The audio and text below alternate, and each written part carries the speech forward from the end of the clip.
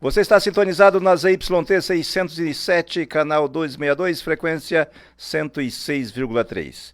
Estamos transmitindo da rua Ponta Porão 73, Vila Palmira, Grande Santo Amaro, Campo Grande, Mato Grosso do Sul. E já está nos nossos estúdios Igor, desculpa, eu não vou falar seu sobrenome que eu vou travar minha língua. Portes, isso. Bem puxado. Eu gostei mais da sua apresentação, da sua bio, da parte da Cuca. Da parte que você faz Cuca. Mas vamos falar da... você é como que é? Light designer? Sou light designer. Trabalho com um projeto de iluminação na arquitetura já faz 12 anos. Mas também, além disso, você é músico. Não, música não. Música eu tenho uma irmã que é música, mas gosto bastante de cantar. Gosto de música, arte, cultura.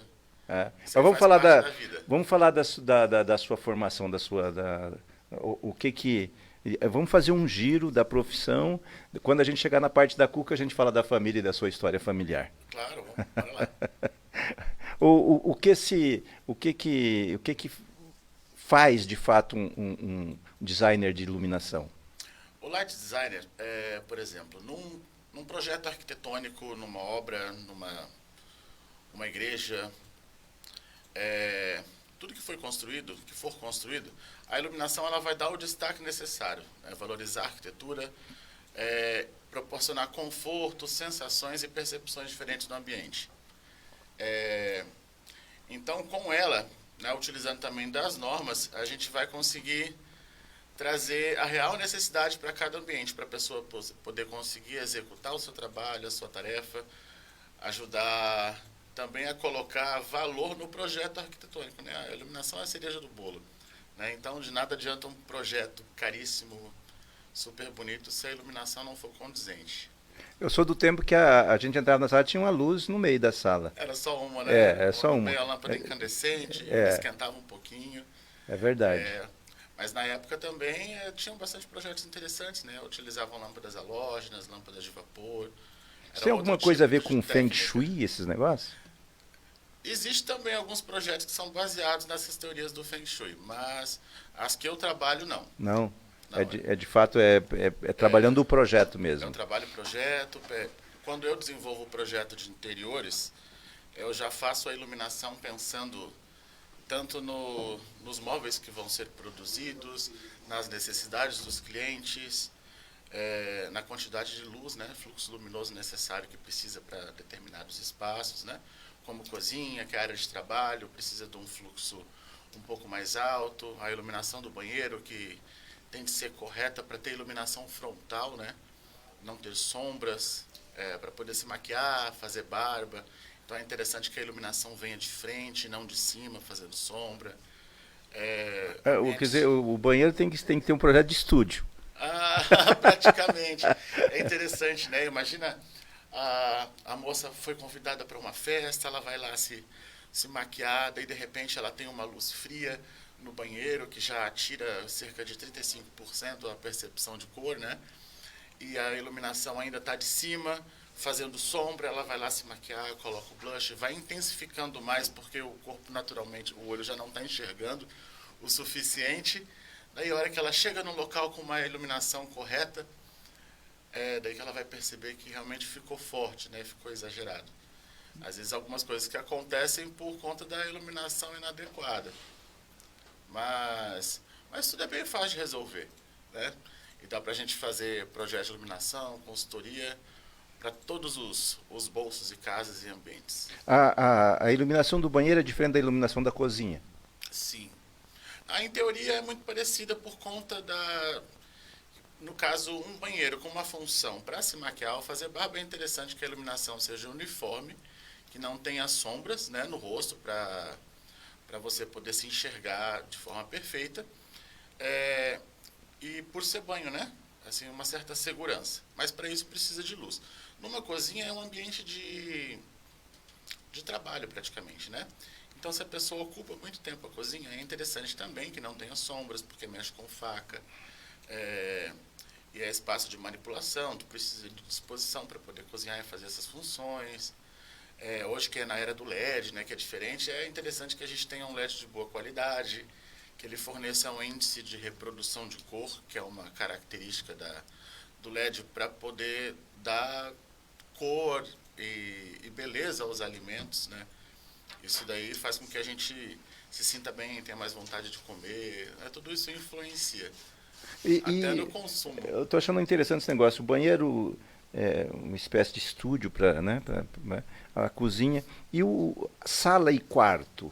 Sala e quarto, daí depende muito da sala, né? De como que é a necessidade do cliente. Tem cliente que gosta de lugar bem iluminado, tem cliente que às vezes prefere só uma penumbra. Existe uma norma na BNT, né, em relação a uma média de iluminação para a sala. Mas no geral,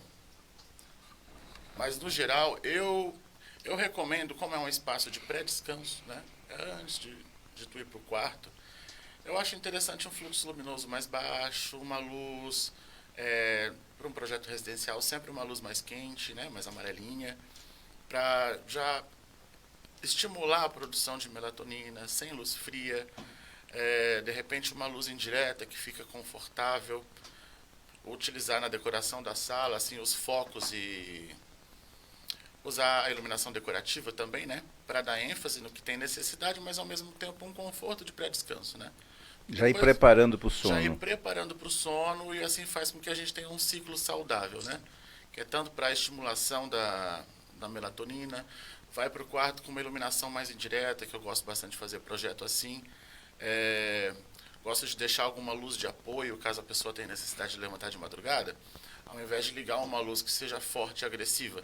Ela liga, corta o sono na hora, eu deixo uma coisa bem suave num pontinho assim, quase que do tamanho de uma tampa de uma caneta, só para a pessoa conseguir enxergar, ir para o banheiro, fazer o que precisa fazer, ou tomar um remédio, alguma coisa, sem atrapalhar o ciclo do sono, né? Pelo menos tentar evitar ao máximo, né? Como que é? Eu pego, odeio levantar para ir ao banheiro de noite, que eu perco sono, que a minha luz não tem essa calmaria, né? Ou ela é muito clara, ou ela... Ou é demais. E se for branca, o que acontece? Corta a sua melatonina. Seu corpo ele vai começar o novo ciclo de novo, né? Vai resetar. E vai começar tudo outra vez. Vai começar de tudo outra vez, né? A luz ela tem muita Ou seja, influência no nosso a sistema. iluminação é saúde. Totalmente, né? Ela influencia tanto no estímulo de produção de hormônios, neurotransmissores, que podem ficar desregulados com o tempo, né? Com a vida. E com as atividades que a gente tem no dia a dia também, né? Essa correria do século. E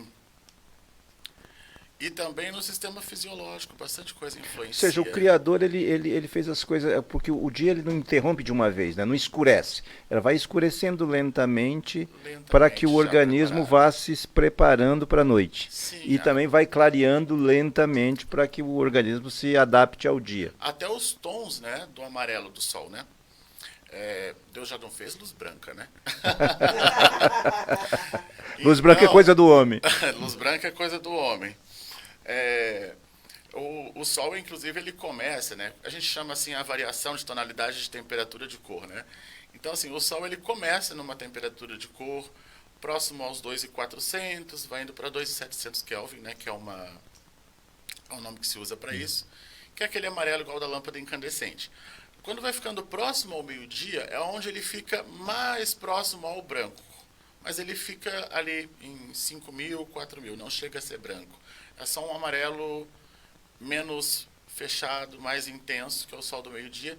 Depois ele vai voltando à mesma temperatura de cor, né, do sol da manhã. É onde vai fazendo com que o nosso corpo automaticamente vá se preparando para voltar ao ciclo do descanso, né? É um ciclo circadiano. Esse ciclo que você tenta reproduzir na iluminação interna de uma casa. Na iluminação dentro de casa, né? Daí, digamos, a pessoa contrata a gente para fazer um projeto, um apartamento grande. Eu vou analisar os costumes das pessoas, quando ela chega em casa do trabalho, como ela gosta de se sentir, né? É que eu vou usar tanto as técnicas, as normas, para chegar num consenso, né? Como a pessoa gosta de se sentir. Tem gente que gosta de chegar em casa, eu gosto de chegar lá e relaxar. Ai, que alívio, né? Quero me sentir bem. Às vezes a pessoa trabalha no hospital ou o dia inteiro com tela de computador, ela quer aquele descanso, assim, total, sabe? Daí é onde a gente usa a luz para poder trabalhar com isso, né? Analisando a posição que a pessoa senta dentro de casa, para onde ela olha, a posição dos móveis, a absorção de luz que cada móvel ou cada ambiente vai ter, a necessidade de tudo. Aí eu desenvolvo um projeto personalizado.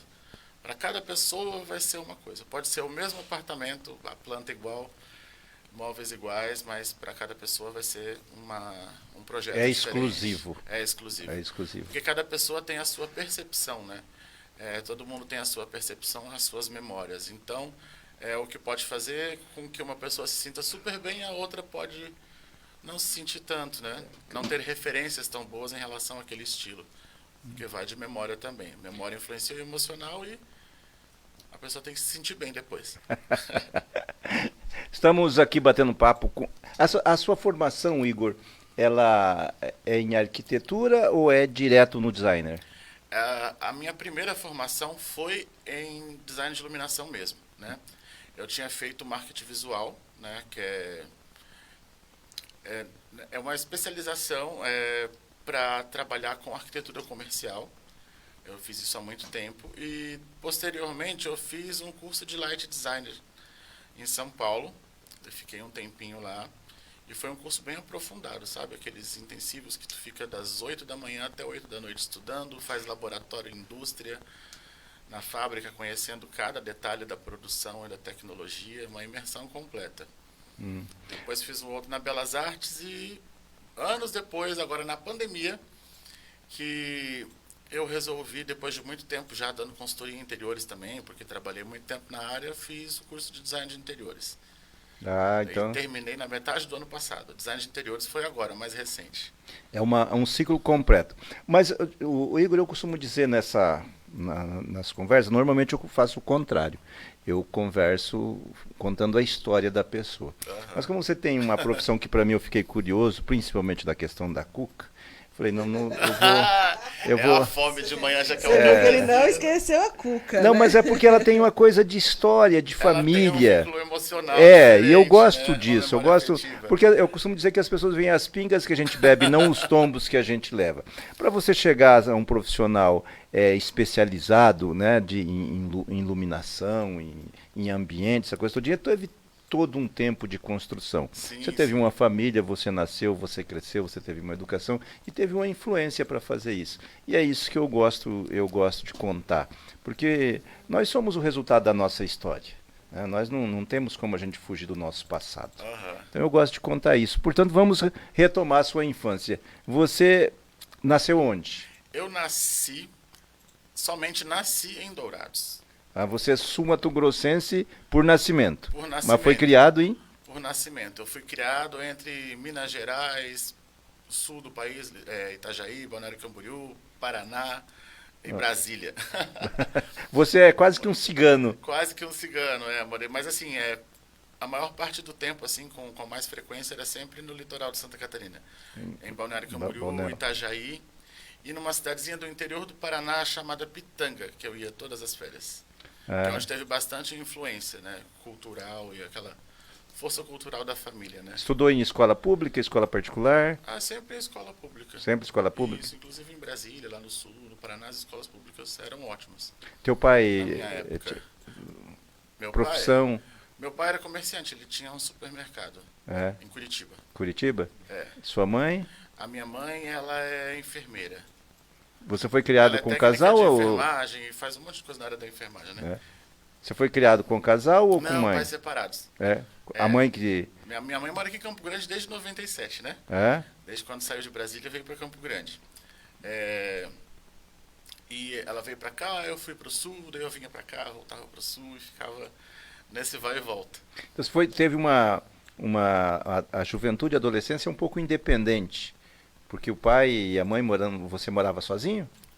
Não, morava com eles. Morava com eles? Não, mas foi uma adolescência dependente deles. Porque eles que pagavam as contas. Né? Mas como é que foi essa fase do aprendizado, de escola? Foi tranquilo? Legal? Não, esse aí foi sempre bem tranquilo, assim, a relação sempre foi ótima. Inclusive, tem aquelas fases da vida que às vezes parece que quando tu vai contar a quantidade de histórias, parece que foi uma década de acontecimentos. Sim. Mas tu vai ver, foram 2 anos só, que tiveram uma influência Aí- enorme, né? E um monte de coisa. Que foi, inclusive, quando eu aprendi, assim, de verdade, a produzir as cucas, né? Então, vamos pegar esse negócio. Você aprendeu a fazer cuca com quem? Com a minha bisavó. Sua bisavó? Com a minha bisavó. Aprendi a fazer as cucas com ela. Que cuca não é um padrão brasileiro. Não, é totalmente do leste europeu. A cuca, na verdade, aqui no Brasil, quando a pessoa vai tentar descobrir, acaba vendo várias origens, né? Mas a cuca é um bolo típico da Polônia, né? Que lá eles chamam de kruszonka. Kruszonka. Kruszonka, que é o nome polonês que dá esse bolo, que na tradução é como se fosse um bolo tombado, que caiu. Tem aquela historinha que a pessoa estava andando com o bolo, daí de repente tropeçou, caiu, virou aquela maçaroca, quebrou tudo em cima, né, que fica aquele granulado, e a tradução para eles é essa. Mas a Alemanha, né, como é ali muito próximo, acabou gostando muito e Adotou. adotou para eles, né? Daí, então tem uma forma um pouquinho diferente de fazer da cuca da polonesa, da kruszonka e do Straussel, que é o alemão. Mas aí no Brasil, né, como assim, bolo em alemão pronuncia Kuchen, que é um nome diferente. Daí o brasileiro não sabe falar Kuchen, Virou cuca. saiu cuca e assim ficou. Que não é a cuca do sítio do Pica-Pau Amarelo. Ah, não é. E assim, engraçado, no Paraná, no sul do país, né? Paraná, Santa Catarina e Rio Grande do Sul, tem formas diferentes de fazer, né? Por conta das origens. Né? Então, assim, a cuca é de origem assim, mais nativa mesmo, polonesa e alemã, né? Digamos. Então, assim, no Paraná, na Serra do Paraná, algumas regiões do Paraná e Santa Catarina, faz essa cuca verdadeira. Né? Eu falo assim, verdadeira, que foi a primeira receita. No Rio Grande do Sul, teve uma influência italiana muito grande, né? Italiano gosta muito de fazer pão, né? Inclusive fazem os melhores, né? Daí, no Rio Grande do Sul, tem a cuca gaúcha, que é uma que eles fazem mais como um pão. Né? É uma receita diferente, a fermentação é diferente, mas eu mantenho a tradicional, que eu aprendi com família. A bisavó, quando veio para o Brasil, sempre fez as cucas e os pirogues, que é um pastelzinho ucraniano, né? Que é muito típico lá também. E com isso foi levantando. Teve pousada, teve hotel, chalé, e a cuca dela sempre fez sucesso. E toda vez que eu ia passar férias com a Bisa e queria sair para brincar com os primos, queria ir para praia, alguma coisa, não, primeiro ajuda a avó aqui, depois tu sai. Então foi meio que na obrigação Foi, uma tarefa antes de brincar. Senão eu não podia aproveitar minhas férias. Mas pelo menos na minha infância, toda casa de vó tinha tarefa antes de você poder fazer qualquer coisa. Minha avó tinha uma tabela, que eram eu e mais 3 primas, né? Tinha uma tabela com os dias da semana e cada dia uma tinha uma tarefa diferente para fazer. E era aquela velha história, ninguém queria limpar o banheiro, né? Ninguém queria limpar banheiro. Mas aí eu e minha prima fazer e depois a gente pegava ainda uma casquinha só a parte de cima. Assim. Eu levava uma bronca depois. Mas daí eu aprendi a fazer, daí tem aquela memória afetiva da cuca, sabe? Daí como tem todo o processo, o clima lá é diferente, ela ensinou a gente a fazer com aquele mesmo coração que ela aprendeu antes de vir para o país, sabe? Ela é polonesa. É polonesa. Na verdade, a história muda um pouco. Eram poloneses que foram para Portugal na época da Primeira Guerra, mudaram de nomes, naturalizaram açorianos e vieram com a turma de açorianos para o Brasil. Quase que uma fuga. Uma fuga, Mas falava polaco, né? Então, fala russo, na verdade, né? Norte da Polônia, né? Meio russo. Ucraniano, tudo misturado. Era tudo várias línguas diferentes, Daí aprendi a fazer.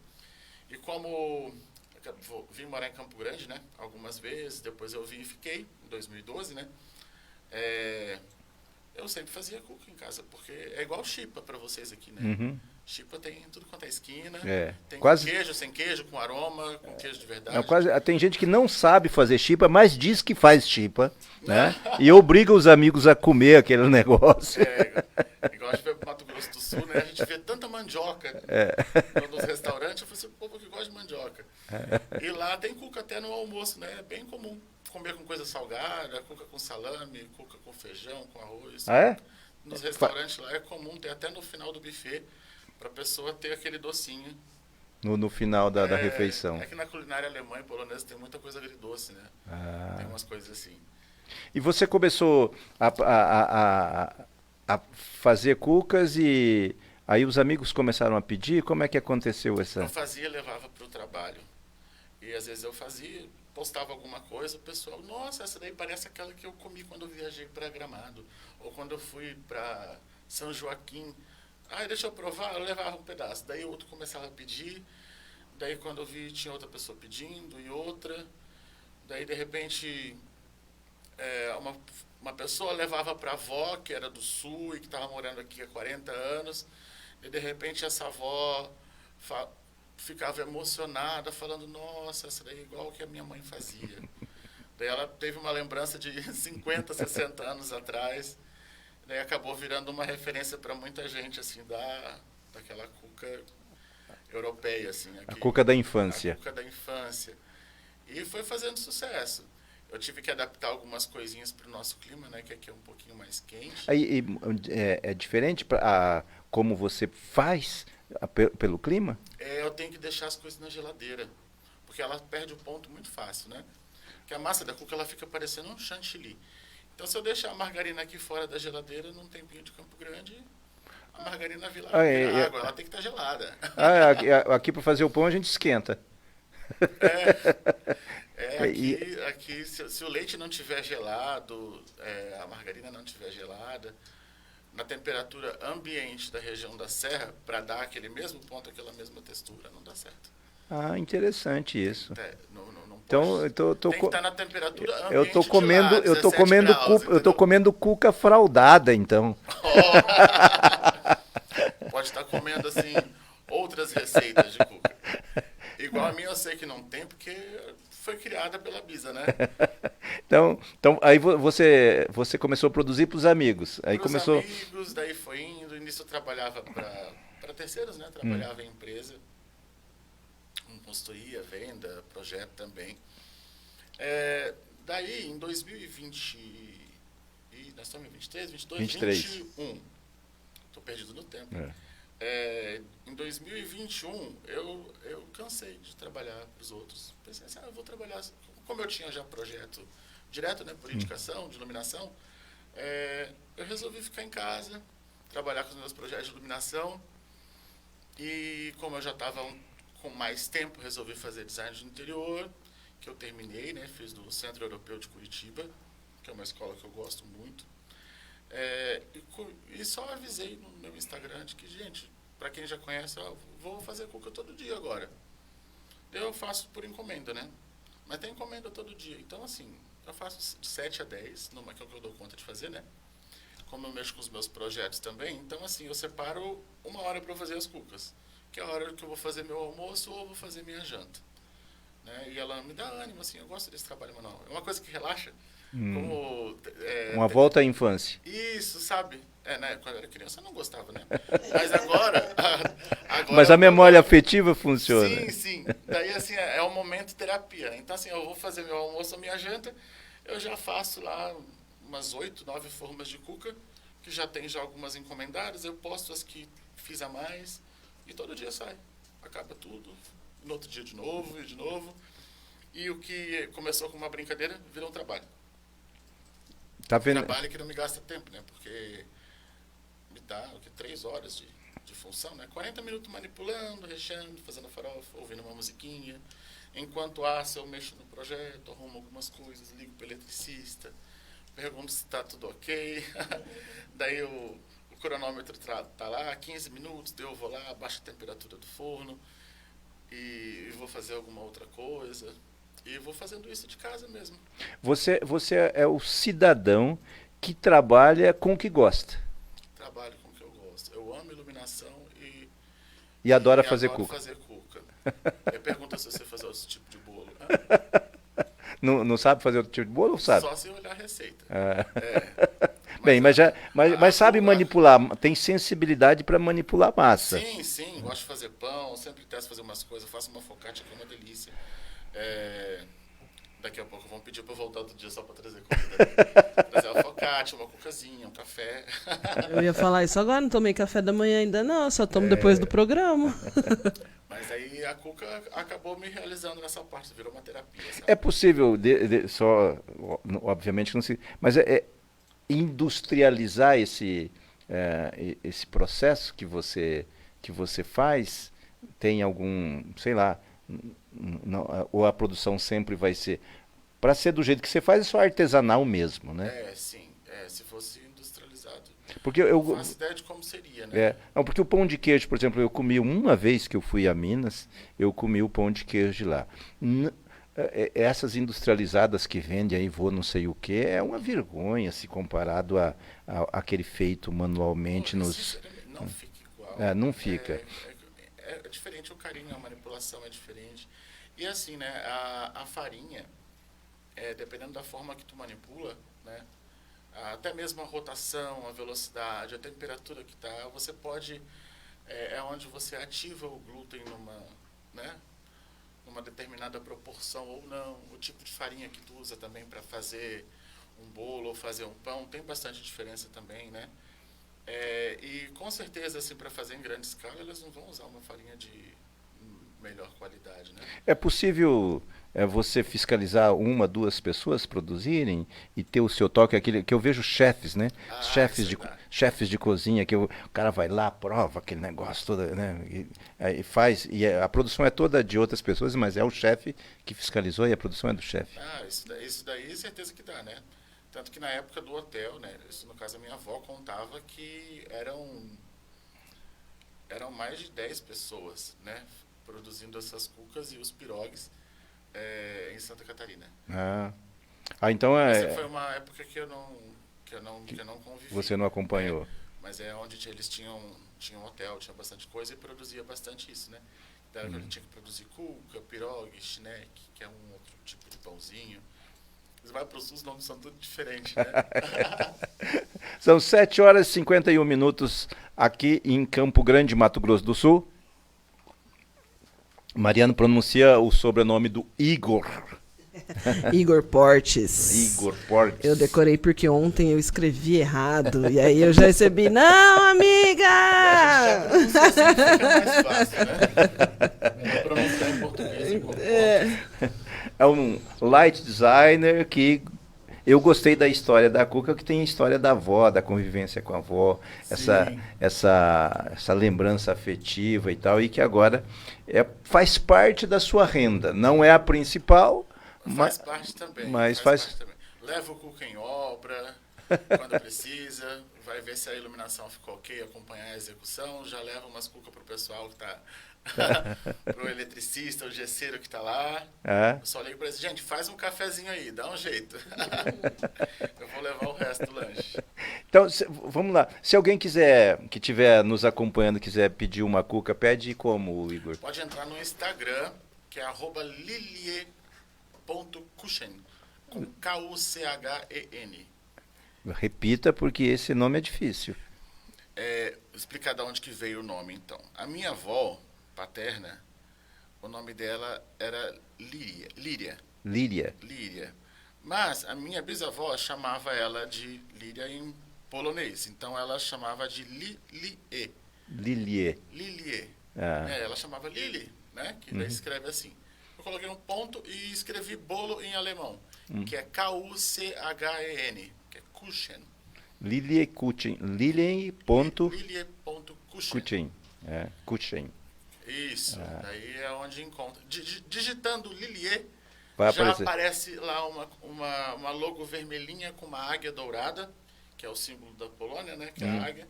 Daí já vai saber que são as minhas cucas.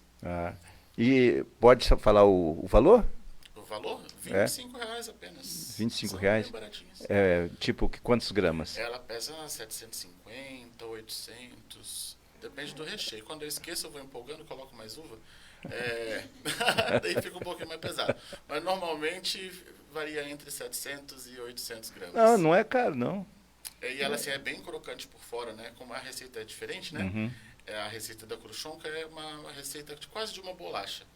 Então, assim, por fora ela fica mais sequinha, assim, bem crocante, mas ela concentra a umidade dentro. Então, assim, dentro, já que ela é bem recheada, fica úmido por vários dias. É uma massa um pouco mais pesada, né? E naquela região da Europa, a cuca, ela não era feita assim, em qualquer lugar, né? Uhum. Que era um bolo muito, muito caro. Né? Caro? Na época, o acesso ao açúcar, né? Ah, tá. Era muito caro. Então, assim, era só em épocas mais festivas. Ou... Era tipo o nosso Natal aqui. Isso, Natal, Páscoa, ou quando era algum evento muito importante, ou para alguma pessoa importante, presentear com uma cuca era chique. Ah. Depois foi popularizando, né? Começou a ficar mais barato. É que também o leste europeu sempre teve guerras, né? Sempre, e Sempre, bastante. o alimento, o cereal é muito difícil, como agora na Ucrânia, né? Sim, O transporte sempre tem um conflito, né, territorial que impede a travessia, que impede. Aliás, o Brasil aqui, né, foi colonizado por causa da famosos caminhos para as Índias para buscar temperos para as Índias, que o caminho por Constantinopla foi fechado, teve que se buscar pelo mar. Então, Só é raro as Índias. A é, gente não encontrou os índios que já tinham descoberto o nosso Brasil. na verdade, nós já existíamos aqui, mas enfim. Mas a exploração comercial começou Sim. em questão de conflitos. A avó, inclusive, contava que muita gente na época da guerra faziam as cucas, embalavam no papel e dava para o soldado. Porque é um bolo que durava, que sustenta, que dá energia. E o processo de se fazer a cuca, né, além dela ir canela e noz moscada, que por mais que não sinta o sabor intensificado de nenhuma das duas, né, quando a proporção, a farinha não é batida. Né, então, assim, ativa menos o glúten, é um carboidrato, mas demora um pouquinho mais de ser absorvido. A forma que é feito o açúcar granulado em cima ajuda a dar aquele pico de energia, sabe? Então era um bolo que conseguia durar uma semana guardado numa mochila. É um alimento produzido para quem não tinha quase que horário para comer. Era uma coisa para quem ia caminhar, para quem ia trabalhar, que estava ali guardado. Engraçado que é impressionante, né? Não sei te explicar exatamente como são os costumes deles lá na Polônia. Né, que como na minha família misturou a influência cultural polonesa, ucraniana, italiana, argentina, por conta da região, né? Acaba misturando muita coisa. Era diferente, mas a cuca, se tu acorda de manhã assim, come uma fatiazinha de cuca, um copinho de café, tu vai sentir fome lá 1h da tarde. É porque você passa a manhã assim, tranquilo. Ele tem muita energia, né, para queimar, para fazer um alimento quase que, eu diria, quase que completo, né? Mas daí, se eu comer de tarde, uma sentada vai meia forma. De manhã ela sustenta, de tarde não. E o que é bom para acompanhar a cuca? Um bom café, um suco? Um café, um chá. Para quem é mais tradicional, assim, com uma fatiazinha de salame e um leite gelado. Fatia de salame? Por incrível que pareça. É alemão, né? Alemão, polonês gosta dessas coisas. O embutido vai bem. É muito comum. Até cerveja, né? Na Oktoberfest, dependendo do lugar, tem gente que sai comendo cuca com cerveja. Já ajuda a controlar a ressaca, né? Ou pelo menos demora um pouco mais para subir, sei lá, não sei se... Já vai controlando um pouco, né? Mas lá é muito comum. Inclusive eu gosto de uma fatiazinha de cuca assim, mesmo doce com um salamezinho junto. Já adquiriu não, você tem o hábito familiar já. Fica gostoso, hein? Fica gostoso. Tem umas coisas que fazem assim que eu ainda não tive coragem, mas tem um cliente meu que ele compra cuca de uva toda semana. Ele adora comer cuca de uva com feijão. Com feijão? Ele é do sul também. Acho que ele é do Rio Grande do Sul, descendência alemã. E ele gosta desse agridoce. Esse eu não tive coragem, não. Não, fica diferente. Bom, eu também achava estranho pizza de chocolate com bacon e fica uma delícia, né? Mas a cuca com salame já tá ok. Já tá bom. Dá um contraste muito bom, né? Gente, nós estamos conversando aqui com Igor Portes. Portes, Igor Portes. É light designer, mas já falou, a gente começou a entrevista falando de iluminação, que todo um processo interessantíssimo que a iluminação causa na nossa saúde, na convivência, no descanso, no sono, aonde a gente trabalha, onde fica mais. Qual que é a proporção que uma dona de casa vive mais? Você tem essa proporção que uma dona de casa, aonde o ambiente que ela fica, sala, cozinha, durante o dia? Na cozinha. Na cozinha? Na cozinha. Se é uma dona de casa, até mesmo uma funcionária doméstica, a cozinha gasta muito tempo. Eu, quando tento fugir da cozinha, quando distraio, tô lavando louça. Então, a cozinha, ela toma bastante tempo. É o ambiente cozinha, normalmente é integrado nos projetos aqui nacionais, né? É muito sempre próximo à lavanderia, à área de serviço. Então, assim, a despensa, então é um espaço de circulação constante, né? Dispensa, área de serviço e cozinha. É onde fica mais tempo. Onde fica mais tempo. Onde se fica menos tempo é na sala. Então, porque quando a pessoa está no processo de cuidado com a casa, é onde fica mais tempo. É ali, né? É onde você para fazer o almoço, fazer a janta, cortar, guardar uma compra, organizar. Porque, no geral, assim, né, os outros ambientes, arrumou a cama, passou um aspirador de pó, um pano, colocou as coisinhas no lugar. O quarto está resolvido. Já está resolvido. A maior parte do tempo vai ficar na cozinha, dispensa, lavanderia. E depois que parou de trabalhar dentro de casa, daí sim vai para a sala descansar, né? Aí é uma televisãozinha ou um som. Uma televisão, um som, ou uma sacada, ficar olhando a paisagem, curtir o silêncio, fazer um yoga no tapete da sala. E nas horas vagas fazer uma cuca. Ou compra, eu já entrego. Você só faz café, eu interfono lá no edifício, falo pro zelador, fala pra fulana que eu tô aqui embaixo, pra ela vir buscar a cuca dela. Mas, obviamente, você não entrega em todos os lugares, entrega... Não, eu mesmo quem levo. Você entrega? Como não é uma quantidade muito grande, né, no máximo 10, 12 que eu consigo fazer por dia, eu mesmo quem entrego. E tem muito cliente, assim, uma boa parte, às vezes, entra em contato pelo Instagram, por indicação de uma outra pessoa, daí a pessoa, que bacana, eu sou de tal região, eu morei em tal lugar, tenho uma saudade, como me falaram muito bem. Quanto que é? Eu pego, falo, cobro a entrega, vou lá e levo, a pessoa fala, você pode esperar um pouquinho, eu queria te conhecer. Essa pessoa quer conhecer, porque acaba demonstrando aquele carinho por eu produzir algo que tenha uma referência emocional para a pessoa. Daí os clientes acabam virando amigos também, assim, é uma relação bem gostosa. Interessante. Faz bem até para o dia a dia, porque às vezes eu tô com um projeto lá, tenho que fazer um monte de coisa, tenho que criar. Daí eu falo assim, criatividade, cadê você? Ela não aparece. Daí, como eu tenho tempo, eu vou lá, faço minhas cucas, daí aparece um cliente desse, já libera tudo quanto é hormônio que faltava, eu já volto feliz. Aí assim, volta a criação. Volta a criação, assim, é super gostoso. É prazeroso, né? Fazer o que a gente gosta, né? Tá certo. Gente, são 8h03. Igor, se eu deixei de perguntar alguma coisa que você quer registrar das suas duas... Não vou falar de profissão. Que profissão é tido como aquele negócio que o cara sai, se dedica, ganha dinheiro, uma coisa chata. Normalmente a profissão... porque eu faço política e eu costumo dizer que eu sou um político profissional. E as pessoas dizem, não, política não é profissão. Política é um estado. Você está político. Né?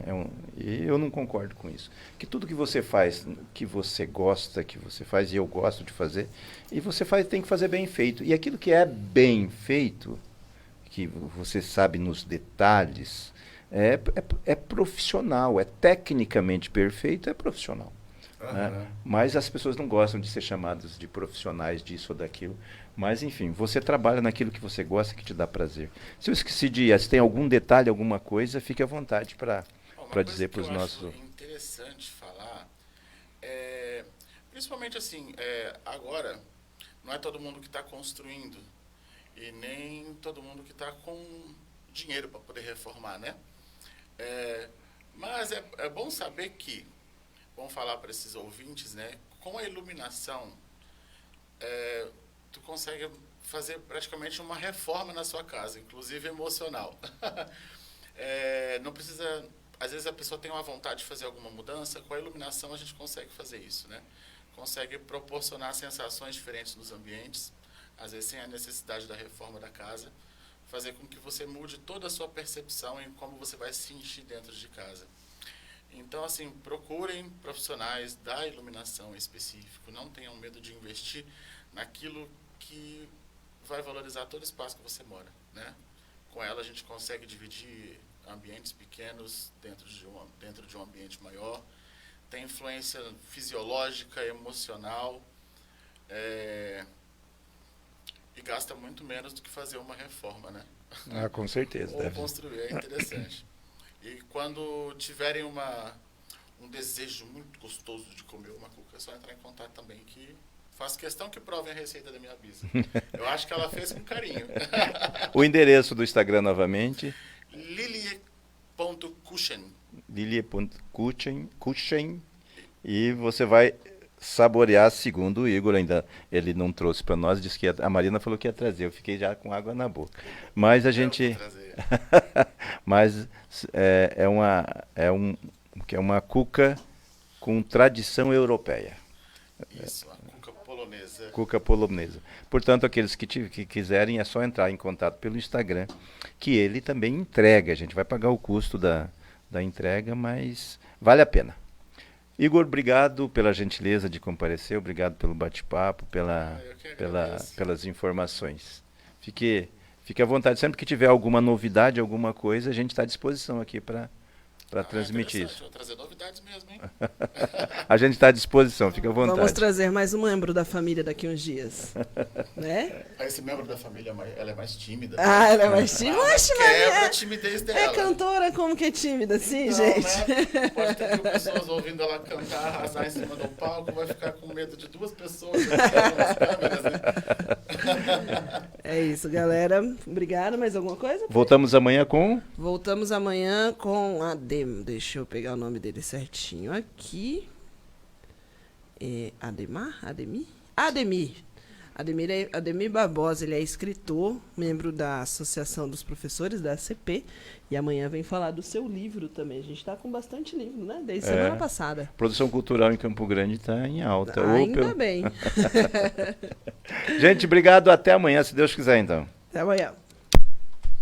Fique ligado, daqui a pouco a gente volta com mais músicas aqui na Nova 106 FM. Bom dia.